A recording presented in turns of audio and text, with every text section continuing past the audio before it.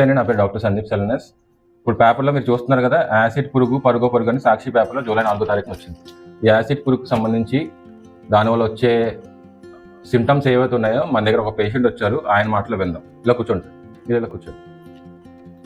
ఆయనకి యాసిడ్ పురుగు ద్వారా వచ్చిన కంప్లైంట్స్ చెప్తారు. ఈయన 10 రోజుల నుంచి బాధపడుతున్నారు యాసిడ్ పురుగు ద్వారా. ఏమేమి సిమ్టమ్స్ వచ్చినాయి మీకు? ఎర్రగా మచ్చల కింద వచ్చి నీరు పొక్కుల కింద వేసినాయి. ఓకే. అవి వేసిపోయి ఎర్రగా దురద మంట వస్తుంది. ఓ చోట తగ్గించేసరికి మళ్ళీ ఇంకో చోట పెరుగుతుందండి. ఇలా ఎన్ని రోజుల నుంచి బాధపడుతున్నారు? ఒక 20 రోజుల నుంచి. 20 రోజుల నుంచి బాధపడుతున్నారు.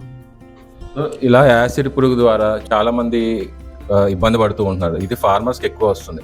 దీన్ని యాసిడ్ బగ్ అని కూడా అంటారు. దీనికి సంబంధించి మెడికేషన్స్ హోమియోపతిలో చాలా ఉన్నాయి. సో మనం కరెక్ట్గా డయాగ్నోస్ చేసి మెడికేషన్స్ ఇవ్వగలగాలి. ప్రతి పేషెంట్కి బాడీ అంతా స్ప్రెడ్ అవుతున్నాయి ఇవి, అంతేనా? ఒక చోట అంటూ ఉండట్లేదు, మొత్తం బాడీ అంతా స్ప్రెడ్ అవుతున్నాయి ఇవి. సో దీనికి సంబంధించి మెడికేషన్స్ హోమియోపతిలో చాలా ఉన్నాయి.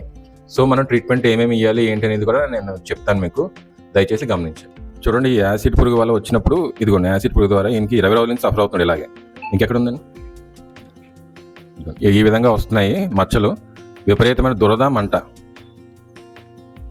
ఈయన కూడా పొలంలో పనిచేస్తున్నప్పుడు పాకిందన్నారు యాసిడ్ పురుగు. హలో, నమస్తే. నమస్తే, ఎలా ఉన్నారు సత్యనారాయణ గారు? ఇది బాగా మాటిందండి, అదే పుండు పట్టించుకోండి. ఇప్పుడు యాసిడ్ పురుగు కుట్టిందన్నారు, ఎలా ఉన్నాయి నొప్పులు? అప్పుడే అదే బాగా మాడిపోయిందండి, మాడెట్టేసిందా? ఒకసారి పోయి బాగా మాడెట్టేసిందండి, బాగుందండి. మంట దురద అయితే ఏం లేవు కదా? ఇంకా రావట్లేదండి, వేసుకున్నా 4 మెంగమన్నారు కదండి,